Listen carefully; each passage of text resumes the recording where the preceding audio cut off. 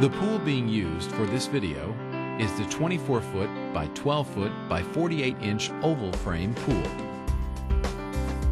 Your pool may differ slightly in the number of parts involved in the assembly depending upon size. Check that you have all the parts as listed in your manual. Do not start assembly if parts are missing. Call Intex Consumer Service for replacement parts. It is important to set up your pool on a completely level surface to keep the water balanced. Leave at least 6 feet of clear area on all sides of the pool to accommodate the side supports. If the ground is loose soil or sand, foot pads may be necessary to spread the load on the side braces. Make sure the selected location is within reach by your garden hose and a GFCI type electrical outlet, because the pool should never be moved with water in it.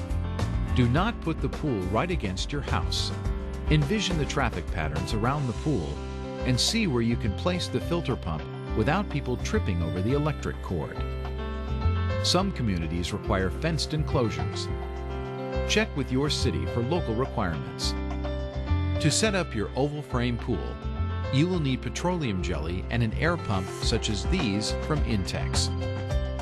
Before unrolling the pool, clear the area thoroughly of any object that would puncture the pool when it is in use. Ground cloths can also provide additional protection and should be carefully spread out to cover the area. Now you are ready to set up the pool.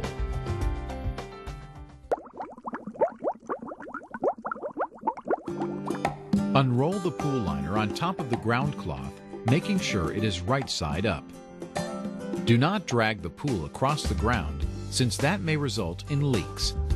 Locate the filter connecting holes. Make sure they are facing the area where you will put the pump. Double check to be sure that a GFCI type electrical outlet is within reach by the power cord. Allow the sun to warm the liner for easier beam insertion. Separate the beams by letter designation, A, B, C, etc. Be sure the liner is fully opened and spread out to the fullest extent on top of the ground cloth. Starting with one long side, slide an A beam, white ring first, into the sleeve opening located in the corner. Continue with a B beam snapping into the A beam. It will be easier if another person holds the sleeve open as the beams are pushed into the sleeve. The assembly diagram in your instruction manual indicates the number of B beams required for your pool. Finish the side with a C beam.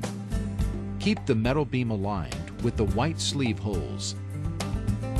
Slide the beams into the other side in the same pattern.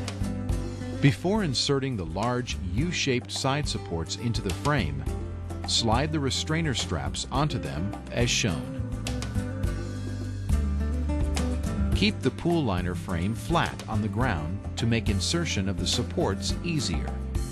Squeeze the bottom buttons of the double button spring clips. Insert the support ends into the beam holes and release to secure the top buttons inside the beam. Repeat this procedure for all the supports. Next, insert the connecting rods into the overlapping loops of the restrainer straps and the short liner straps. Pull the bottoms of the side supports away from the liner to stretch the straps tight.